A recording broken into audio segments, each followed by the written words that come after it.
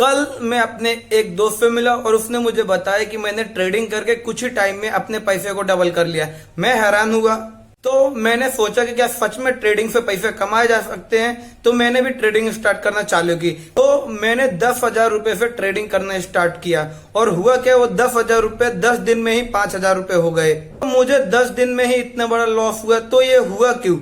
तो आज हम बात करेंगे हम जैसे रिटेल इन्वेस्टर को ट्रेडिंग करनी चाहिए या फिर इन्वेस्टिंग करनी चाहिए।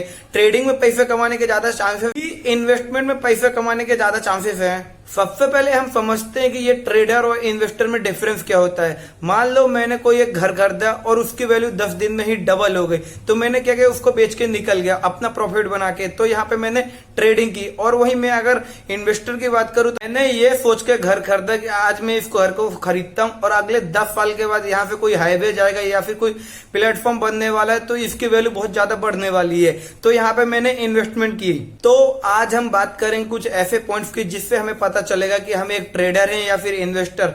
मान लो किसी कंपनी का शेयर एक टाइम पे 100 रुपए पे ट्रेड कर रहा था और अब वो 60 रुपए पे ट्रेड कर रहा है।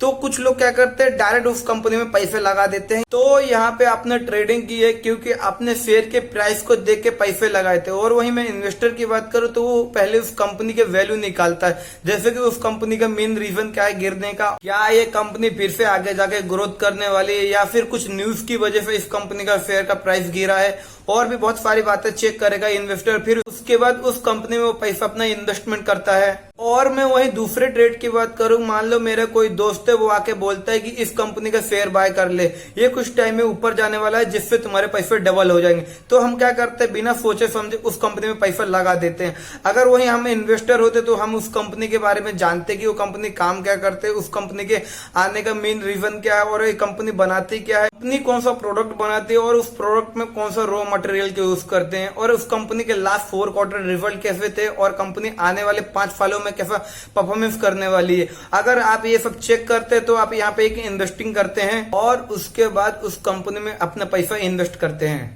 और वही मैं थर्ड ट्रेड की बात करूं तो जो ट्रेडर होता है वो टेक्निकल चार्ट और न्यूज को बहुत जल्दी फॉलो करता है। जैसे कि मान लो किसी कंपनी का शेयर अभी 100 रुपीज पे ट्रेड कर रहा है, टाइम के बाद वो शेयर 98 पे ट्रेड करता है। जो ट्रेडर होते हैं वो पैसे लगाते हैं, उनको पता कि अभी ये शेयर फिर से 100 रुपीज पे ट्रेड करेगा जहां से मैं अपने प्रॉफिट बना के निकल जाऊंगा।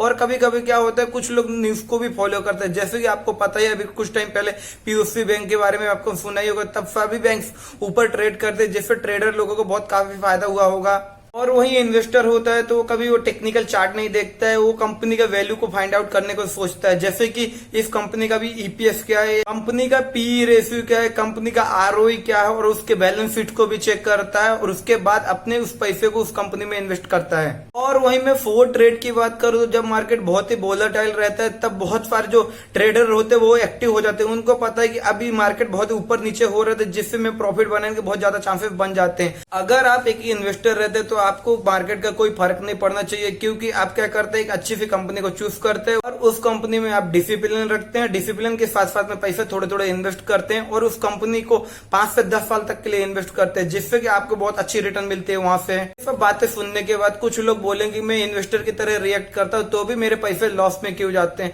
तो आप यहाँ पे क्या गलतियां करते हैं? नंबर 1 गलती, हम अपने पोर्टफोलियो को डाइवर्सिफाई करके नहीं रखते। हम एक कंपनी में इतना सारे पैसे इन्वेस्ट कर देते हैं और जब मार्केट नीचे जाता है और वो कंपनी नीचे जाती है तो हमको बहुत बड़ा लॉस होता है। और दूसरी सबसे बड़ी गलती हम ये करते हैं कि हम पोर्टफोलियो तो बना लेते हैं। मान लो मैंने एक पोर्टफोलियो बनाया जिसमें हमारे 8 स्टॉक है, 8 में से 5 बहुत अच्छे परफॉर्मेंस कर रहे हैं और 3 बहुत खराब परफॉर्मेंस करते हैं। तो मैं क्या करता हूँ, जो अच्छे परफॉर्मेंस कर रहे हैं स्टॉक उसमें से पैसे निकाल के जो दूसरे स्टॉक्स में लगा देता हूँ। तो क्या होता है, जो हमारा पोर्टफोलियो रहता है वो पूरा खराब होने लगता है और उसके बाद हमको लॉसेस बढ़ने के चांसेस बहुत ज्यादा हो जाते हैं। और वही मैं तीसरी गलती की बात करूं तो हमें किसी भी कंपनी के साथ इमोशनली अटैचमेंट नहीं होना चाहिए। मान लो कोई कंपनी जिसका शेयर एक टाइम पे 100 रुपीज पे ट्रेड कर रहा था और अब वो 60 रुपए पे ट्रेड कर रहा है, तो हमें क्या करना चाहिए, उस कंपनी में पता करना चाहिए वो क्या है, वो कंपनी आगे जाने वाली या फिर ये कंपनी खराब हो गई है। तो हमें क्या करना चाहिए, उस कंपनी से तुरंत एग्जिट मारना चाहिए, ये सोचकर कि जो 60 रुपीज बचे